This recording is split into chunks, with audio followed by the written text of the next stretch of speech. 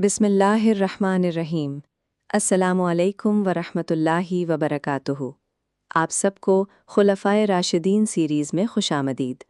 इस सिलसिले में हम उन अजीम हस्तियों की ज़िंदगी, क़ुरबानियों, अदल, हिकमत और इस्लाम के लिए उनकी बेमिसाल खिदमात का ज़िक्र करेंगे जिन्होंने रसूल अकरम सल्लल्लाहु अलैहि वसल्लम के बाद उम्मत मुस्लिमा की क़ियादत फ़रमाई। आज की इस किस्त में हम खलीफा दोयम हज़रत उमर फ़ारूक रदियल्लाहु अन्हु हिस्सा अव्वल की पैदाइश से कबूल इस्लाम तक के वाक़यात बयान करेंगे। पैदाइश और ख़ानदानी रौब दबदबा। विलादत। आप वाक़या फ़ील के तकरीबन 13 साल बाद मक्का में पैदा हुए। आपका सिलसिला नसब नवी पुश्त में नबी करीम सल्लल्लाहु अलैहि वसल्लम से जा मिलता है। ख़ानदान।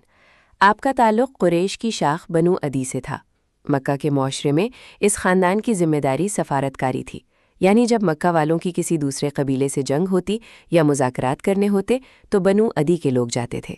यही वजह थी कि हज़रत उमर बचपन ही से एक निडर सफ़ीर और ज़ीरक इंसान थे। वालिद का असर।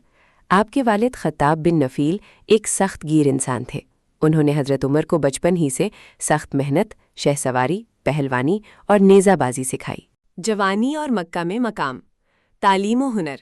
इस दौर में मक्का में लिखने पढ़ने वाले लोग बहुत कम थे, लेकिन हज़रत उमर रज़ियल्लाहु ताला अन्हु उन चंद लोगों में शामिल थे जो लिखना पढ़ना जानते थे। आप अरबी शायरी के माहिर और फ़न सिपागिरी में बेमिसाल थे।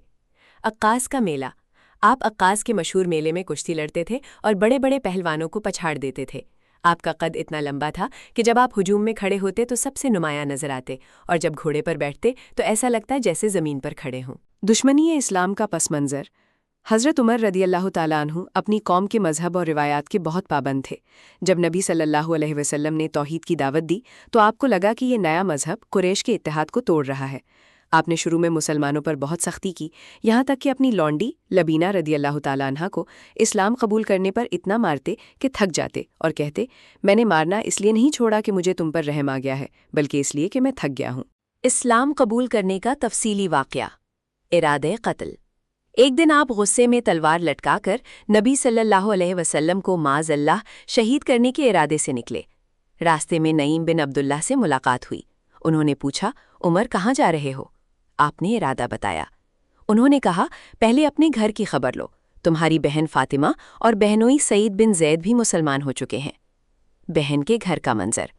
आप गुस्से में बहन के घर पहुंचे। वहाँ हज़रत खब्बाब बिन अर्द उन्हें कुरान पढ़ा रहे थे। आपने गुस्से में अपने बहनोई पर हमला कर दिया। जब बहन बचाने आई तो उनके चेहरे पर भी चोट आई। बहन ने तड़प कर कहा, उमर जो करना है कर लो, अब इस्लाम हमारे दिलों से नहीं निकल सकता। कुरान का असर। बहन की ज़बान से ये अल्फाज और उनके ज़ख्म देखकर आपका दिल पिघल गया। आपने वो सहीफ़ा यानी सूरह ताहा की आयात मांगा। गुस्ल करके जब आपने ये आयात पढ़ी, बेशक मैं ही अल्लाह हूँ, मेरे सिवा कोई माबूद नहीं, बस मेरी ही इबादत करो, तो आपकी रूह लरज़ गई। दारे अरकम में हाजिरी और कबूल इस्लाम। आप फ़ौरन दारे अरकम पहुँचे जहाँ नबी सल्लल्लाहु अलैहि वसल्लम सहाबा के साथ मौजूद थे। सहाबा आपको तलवार के साथ देखकर डर गए, लेकिन नबी सल्लल्लाहु अलैहि वसल्लम ने फरमाया, उमर को आने दो। आप करीब पहुँचे तो नबी सल्लल्लाहु अलैहि वसल्लम ने आपका दामन पकड़कर फरमाया, ए उमर, किस इरादे से आए हो? आपने कांपती आवाज़ में अर्ज़ किया, या रसूल अल्लाह, ईमान लाने के लिए हाजिर हुआ हूँ। इसी वक्त मक्का की पहाड़ियाँ अल्लाहु अकबर के नारों से गूंज उठीं। आपके इस्लाम लाने से मुसलमानों को इतनी क़ुव्वत मिली कि उन्होंने पहली बार खाना काबा में ऐलानिया नमाज अदा की। इसी दिन नबी सल्लल्लाहु अलैहि वसल्लम ने आपको अल फ़ारूक यानी हक़ और बातिल में फ़र्क करने वाला का लक़ब दिया। वीडियो देखने का शुक्रिया।